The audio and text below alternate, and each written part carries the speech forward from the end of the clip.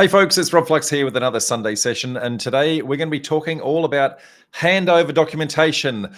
Gone are the days where you just leave a whole bunch of manuals in the cutlery drawer as you hand over your brand spanking new building to your incoming owners. Instead, what we're going to talk about is what some of your issues, challenges, and obligations are, and that is not enough. Now, in order to do that, we've got a very special guest, Andrew Mackie-Smith. Andrew, I've just noticed I've stuffed up the background at the back, so let me fix that. Andrew, welcome aboard, mate. Tell us a little bit about yourself and your company, Inndox. Thanks, Rob. Good to see you again, mate. Inndox is a company, it's a platform.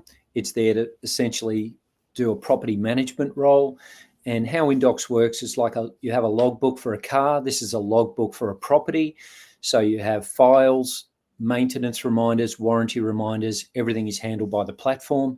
And it's being used by homeowners, property managers, sales agents, property developers and builders, and architects to be able to just handle that process of sharing information between the parties. Because there's many parties involved. Now, I was saying a little bit tongue-in-cheek, but it wasn't that long ago that you would get a brand spanking new building and you would open the cutlery drawer and your manuals, your keys, and everything were actually sitting in there, and that was deemed to be handover. But there's a whole bunch of obligations that most developers aren't aware of that actually sit behind the scenes. So just give us some insights into some of the obligations, whether you're a small developer or a big developer. What are the obligations from a handover perspective? Well, just to grab the attention of your developer or aspiring developer listeners, I can tell you that the law doesn't discern. If you're doing one duplex or you're Australia's biggest developer doing 5,000 home units a year, you're covered by the same law. So the fines can be $350,000 for non-compliance. So if that doesn't wake you up, that's probably going to bite into most profits quite heavily. Now, that's in some pretty significant cases, but essentially you as a developer have a really big obligation to provide through information through to the builder and the builder through to that owner or buyer. Now, you as a developer have the obligation to make sure the builder's doing the right thing. So if they are a basic builder doing a few manuals, as you said, Rob, in the kitchen drawer, you got to get onto that and make sure that that owner's getting the correct information to cover your liability.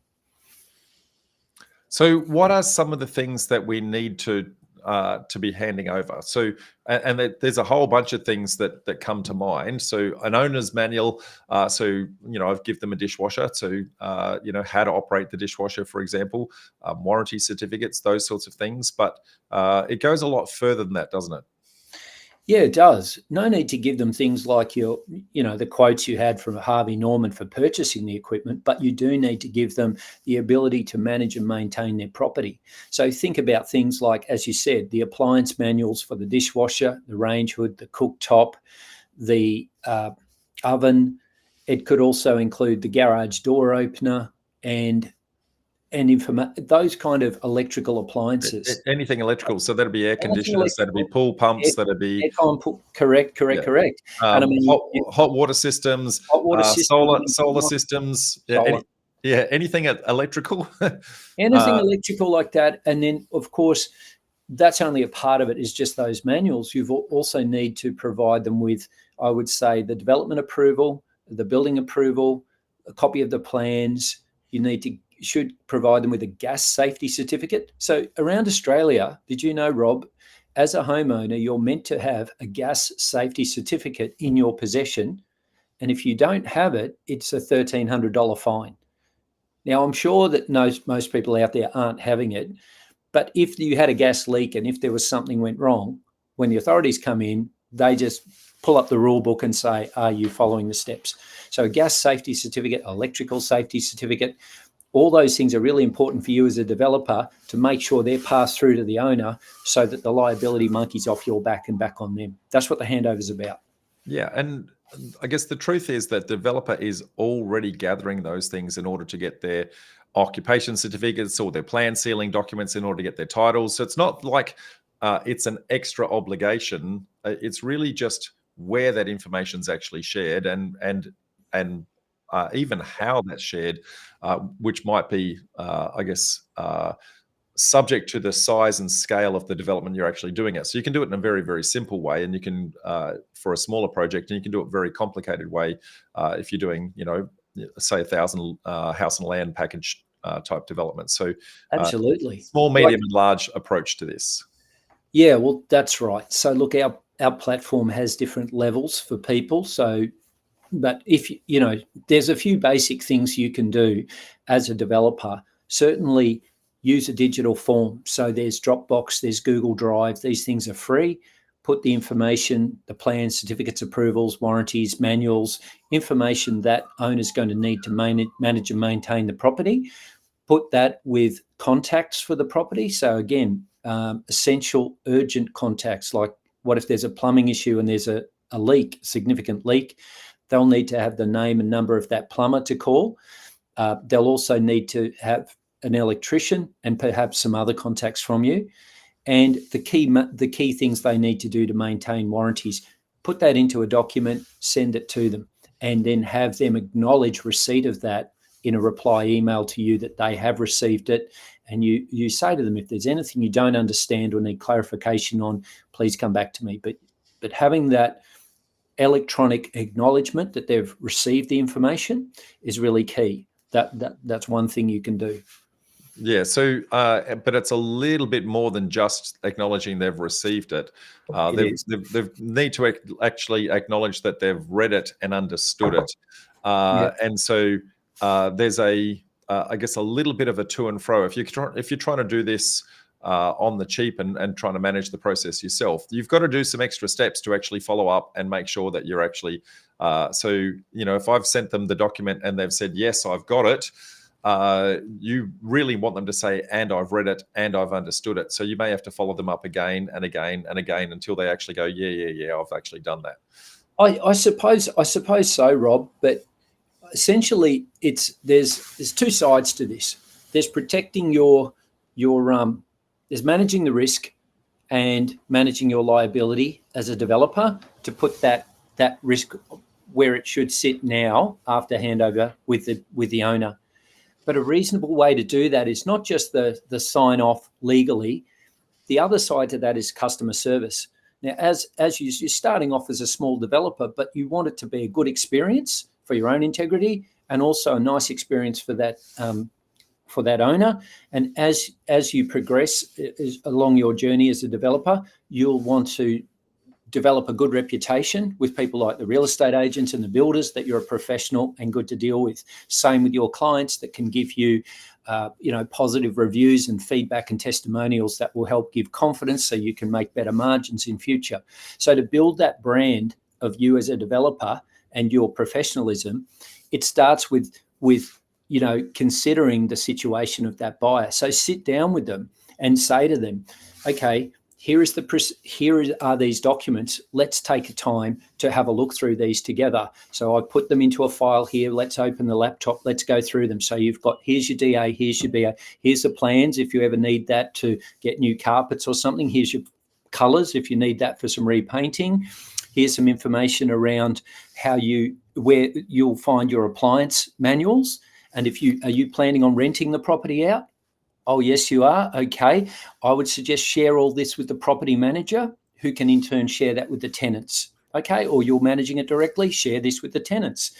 So help them to do that and anticipate what their needs are going to be. Say, here's a list of contacts you can call for an emergency, and here's how you can contact the builder with a list of defects that are invariably going to come up.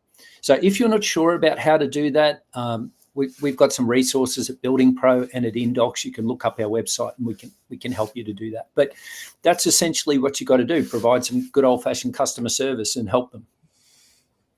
Yeah, that I guess customer service is thing that we all expect, but I guess when we're the one having to deliver it, we have to actually remember what it actually takes to do. So look, over and above providing the manuals and providing the warranty certificates and how to claim a warranty, there's also preventative maintenance and preventative maintenance schedules that are quite often hidden inside the manuals and not necessarily clearly displayed. But if we don't tell them, hey, they've got to do certain procedures to maintain these devices, then those warranties may actually fall over and fail. So, how often do they need to go and do the gas checks? If you've provided fire compliance, sometimes if you're doing a rooming accommodation, for example, you might have a fire extinguisher. How often are you going to go and do those checks? So I guess giving them a maintenance schedule and a follow-up sequence and those sorts of things is also an important part of the process. Look, it can be, and there's things you can do for free, Rob. As you know, all of us, most of us anyway, use calendars to book. Like we used a calendar to book this appointment today, and it's pretty handy. People can set the reminders for themselves in the calendar. So you could sit with that person and say, look, it's really key now that you've got a rooming house that every 6 months you're going to have your extinguishers checked and your fire safety audits done. Let's put it in your calendar for a reoccurring thing every 6 months so that you remember to do that. And they go, oh, great, thank you very much, I'll do that. Now, that's something our platform can automate, but you can do that with the free tools of, say, a Google or an Outlook or iCloud or something. Just set that up and do it. Yeah, and when you're doing only 1 or 2 dwellings, that's a relatively easy thing to do. But as you start to scale and as your systems become a little bit more complicated because you're doing more and more dwellings, that's where platforms like yourselves start to come into their own to say, look, set it up once and roll it out many, many times. Yeah, absolutely, mate. You need to have that ability to scale up, but you've got to start somewhere, and the obligations are still there. No matter that you're a micro player and it's your first development or your second development, you still got to abide by the laws. But there are simple ways to do it. I would suggest just doing it electronically. Sit with the person because you've got the knowledge as a developer about the key things that you mentioned before. Like, say, in some parts of Australia, usually in the northern areas, we have higher termite risk. So you might need an annual termite inspection to maintain that warranty for the termite protection. So explain to them that obligation, help them to put it in their calendar as a reminder, or help them or set it up with that pest control company to contact them annually about getting that done. So again, it's just thinking about the ownership journey for that person to try and anticipate what they're going to need, the key things they'll need to do. A simple one could be if there's trees near the property and the gutters are going to get full of leaves, say to them, you'll need to clean the gutters twice a year. I'd suggest you don't do it, get a contractor to do it, and just ask them and put it in your calendar to do it every 6 months. That sort of thing is good preventative maintenance, but in certain areas, like if you're in a bushfires hazard zone or that sort of thing, it may actually be an actual obligation to actually make sure that your gutter guards are cleaned and in good maintenance order and that sort of thing. So there's, sometimes it's common sense, and sometimes it's actually a legislative requirement. Correct. And things like, as you say, with smoke alarms, with blind cord safety and things like that, if you're a landlord, you have a different set of obligations as well. But you're providing that through to an owner. It's like, think of it as a chain of things. It goes from the developer, the builder, the owner, the tenant, etc. You've got to make sure it's flowing through and pass that information on. Yeah, well, so property manager, then tenant, and then back to the owner, then onto the next owner in the next thing. And, sometimes along the way, something might break, and then, hey, we're going to replace this air conditioning unit with a different air conditioning unit. So then all of a sudden things are out of sequence, and it can get quite complicated very quickly. Yes, it can. And but that's why you need to have an audit trail. That's why you need to have things in writing. And that's why it's not sufficient just to let the builder put a few manuals in the kitchen drawer and flick the owner a few emails. You've got to have a process. Even if you're a small developer, think about the process, give them a comprehensive handover, sit down with them and go through it, make sure they've understood it and accepted it, and think about their ownership journey and what they'll have to do. So yeah. Just schedule a session for the handover where it's not just a walkthrough to look at defects. It's actually also for them to understand the document, their obligations in owning it, and how they can maintain it properly. So let's start to think about best practice. I'll give a real world scenario, and then we can break down why that isn't necessarily something that's easy to execute. So real world scenario: a dishwasher is getting installed by the builder. He takes that out of the box. The manual's at the top of the box, and he sets that aside along with all the packing and the rubbish and that sort of thing. And then he asks the apprentice to clean up the site, and the manual disappears at the same time, right? So that's a real world practical thing that may actually happen. So prevention always better than cure. Looks like your laptop was about to run out of power. Mate, you know what? I charged my laptop, but there you go, low battery. Sorry about that. That's okay. You're still here.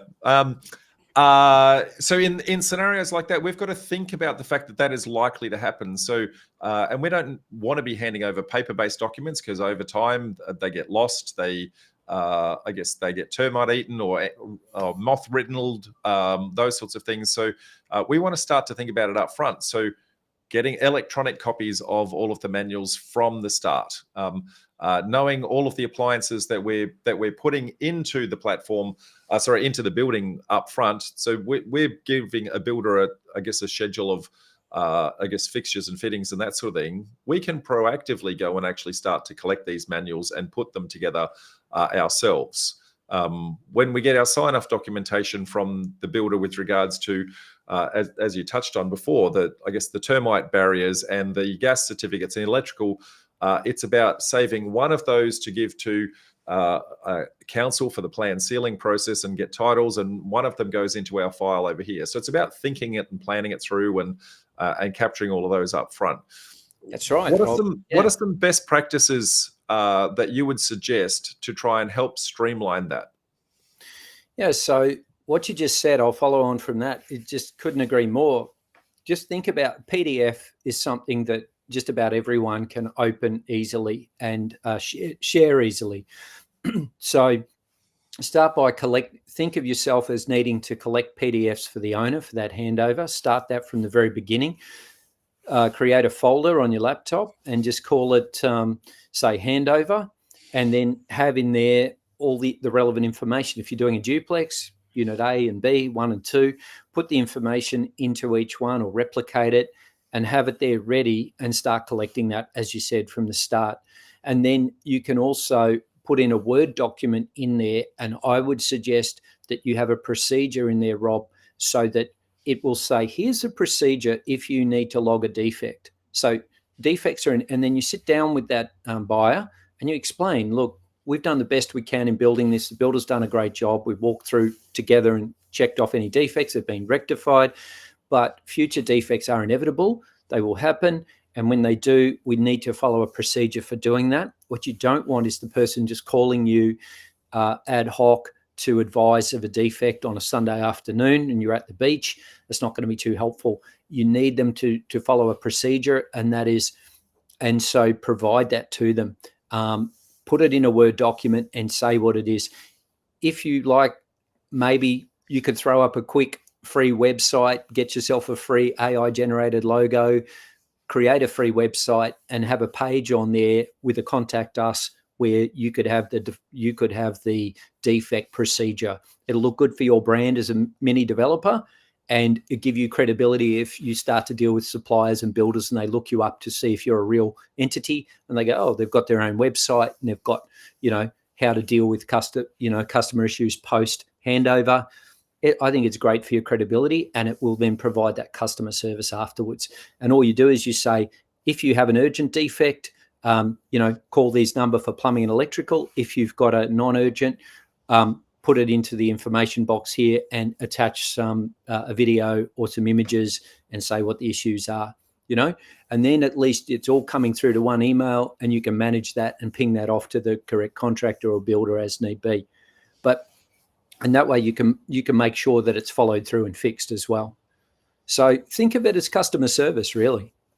Yeah, absolutely. So look, you've touched on the fact that they can do that, in a budgety way and do that in a Dropbox or Google Drive and that sort of thing. But equally, if we're thinking about the customer journey and the fact that they are likely to be handing it on to someone else, that's where platforms like yours starts to come into play, and the ability to actually start to do the defects management side of things as well, and especially as you're starting to do multiple projects at a time. So I guess the collecting of the data is one thing, but then the follow-up sequences and the reminders of maintenances and the acknowledgements, I'll call it the nag sequence. Did you read this? Yes, no. Did you understand it? Yes, no. That sort of thing. Trying to do that at scale starts to become a little bit problematic. That's kind of where I guess your platform comes into play. So firstly, how and why did you put the platform together in the first place? If we go back in time, what made you think that this was a good thing to do? Well, having run a building consultancy for over 23 years and being an ex-builder and ex-council inspector exposed me to projects running smoothly and well and professionally, and then projects that go off the rails. And invariably, when a project doesn't go well, it's usually a management organization and a management issue rather than so much a technical issue. It's just project hasn't been managed well. And that can be through for a number of reasons, obviously. But what we started it essentially, Rob, because what we were finding is that there was very little information available on properties, and that information that is available at the time of build or a renovation, it's rarely passed on to the next owner. And that creates a lot of dramas for people trying to claim on warranties or keep things maintained properly, or to share information with property managers and tenants. Just a lot of inefficiency. And now, since 2017, we've had cloud-based storage solutions rather than having servers like we had in the old days. So you can now store information in the cloud and you can manage it. And we're now bringing in AI tools that just help the whole process to make it a lot easier. So essentially, the time has come to move away from old-fashioned paper-based systems and to move towards, using technology that we have to make things easier.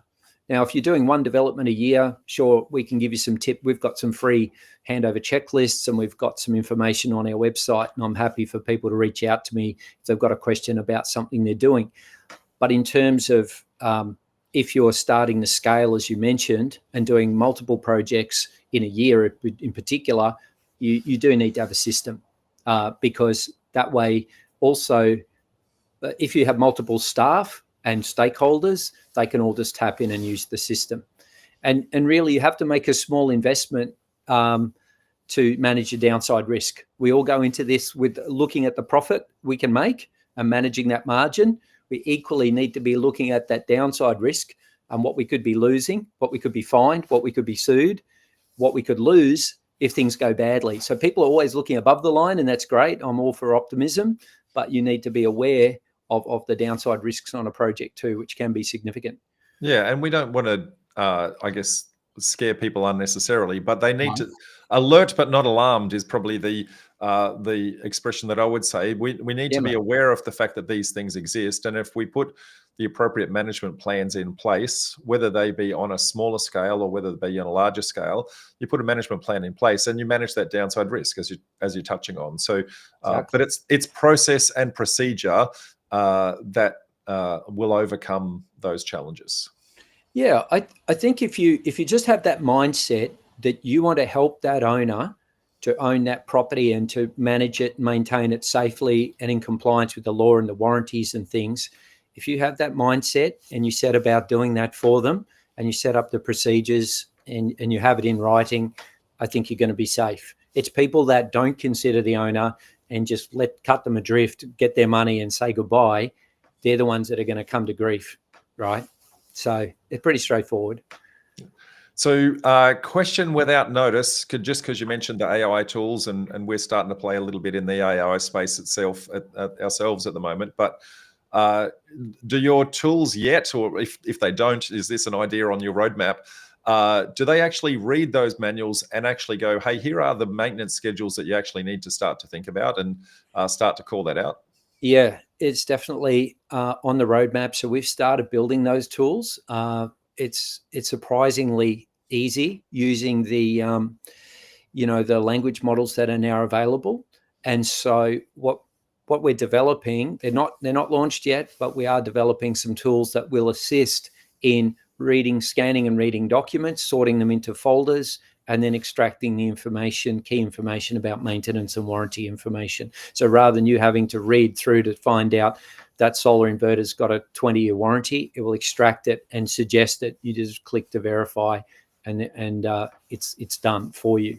So this is the next iteration of using these tools to just to make it easier to set up your account. Yeah, very good. And again, the more if you're doing 10 properties of the exact same design in the same complex, gathering at once, but you need to roll it out 10 times. These sorts of tools start to become much easier. Oh yeah, well of course we have a suite of tools already available for that purpose. Like we call that cloning, where you can simply make one version and then copy it 10 times and just change the address on each one. So those tools we already have, and many tools to make it a lot easier. That's why people use our platform. But the AI is the AI coming is a different level.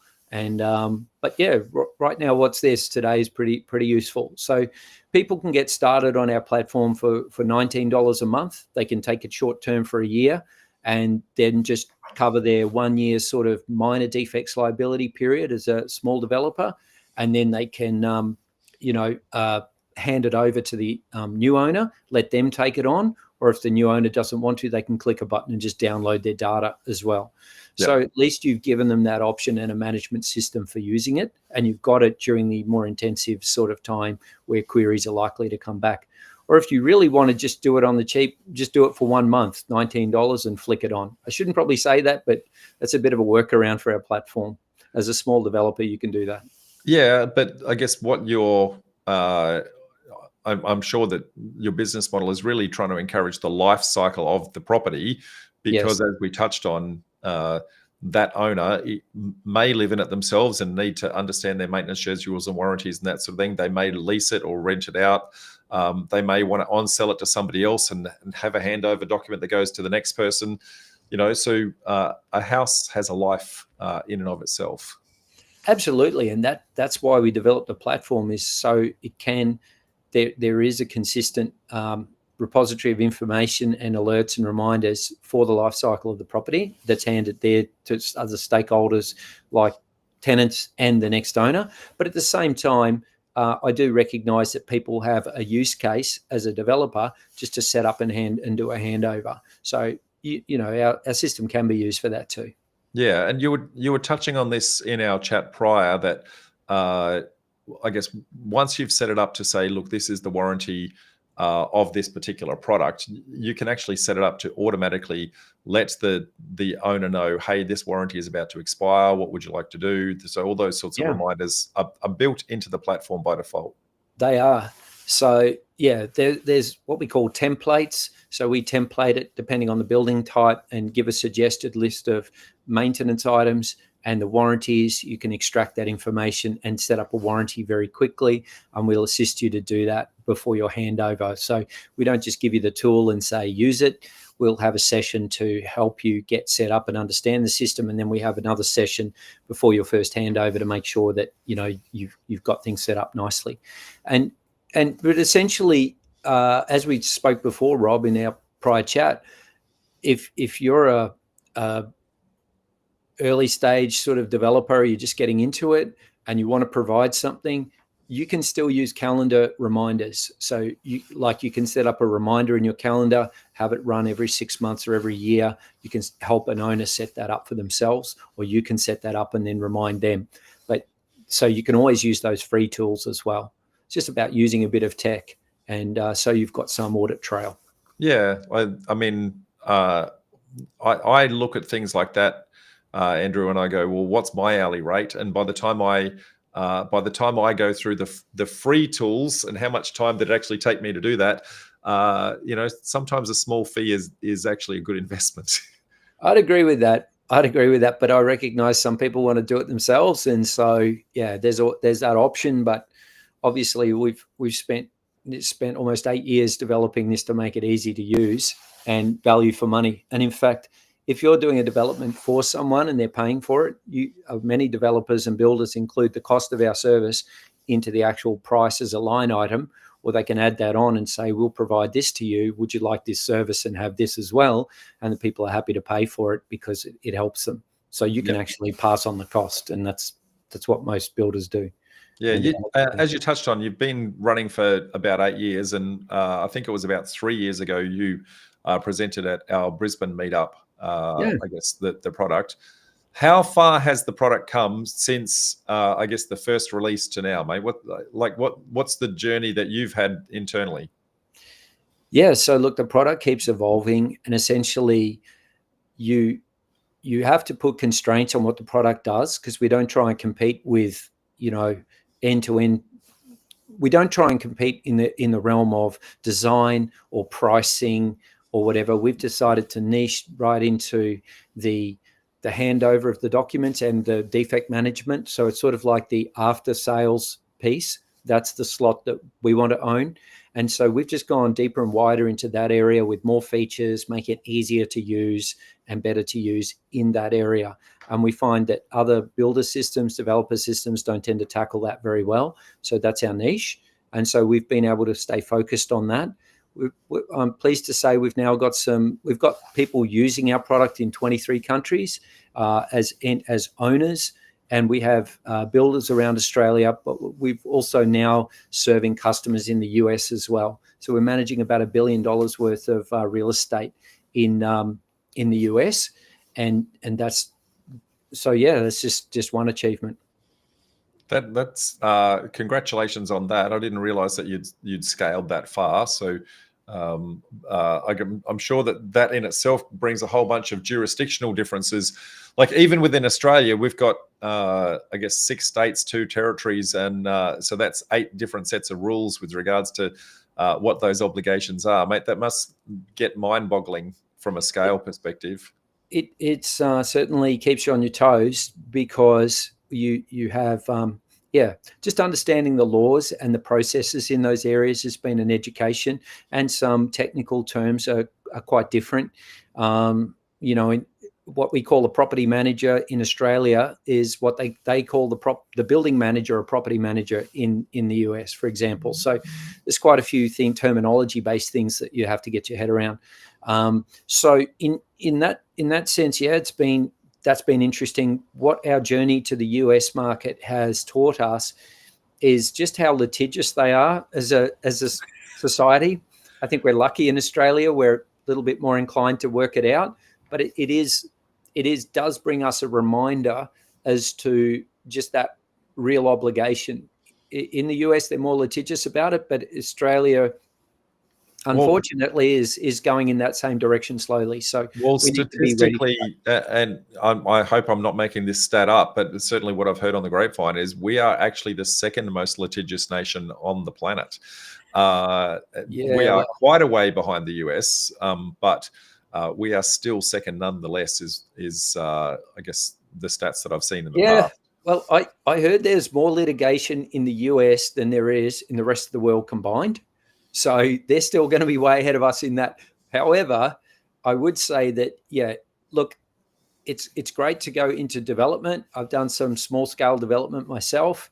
And I'll just say that just be aware of your obligations and manage them, because you do it to make money, but there are risks. So you just got to manage those sensibly. But as long as you're putting other people and considering the other people, the other stakeholders, and doing the right thing by them, that's a really good mindset to go into. Now, I guess I touched on before 8 different sets of rules in Australia, but predominantly they're very, very similar in Australia. Maybe some timelines and terminologies and that sort of thing. Is there any one standout peculiarity that hey, be aware of this one thing in this one state? Not in particular. I mean, I know the whole gas safety certificate thing in South Australia. I think you got to get that like every 6 months or annually or something. That's pretty crazy. So I just think that it's really key that we've made our platform kind of so flexible that we can handle the different jurisdictions. And that's how we've done it from the start, because we wanted to be a global platform. All I would say is that find out the laws in the area you're developing and just make sure you abide by them. Now, you're saying, well, how can I keep across everything I do? Well, being part of these Sunday sessions, being part of the property developer group, the network with Rob Flux, and doing that is just great. Just keep that going, keep the education going. Totally support that. Really good segue, mate. So as I touched on before, Andrew has presented at our meetup events that we hold all the way around the country. We hold them in Brisbane, Sydney, Melbourne, and Adelaide. So if you want to go and watch previous recording of Andrew, or even just rewind this one on YouTube, feel free to do that. But we would love to see you at a physical event, folks. Andrew, thank you very much for your time, mate. Being greatly appreciated. Yeah, thanks, man. And hope to see you again at one of our upcoming meetups. Nice. Cheers, Rob. Thank you. Cheers, thanks, mate. everyone. Bye for now. See ya.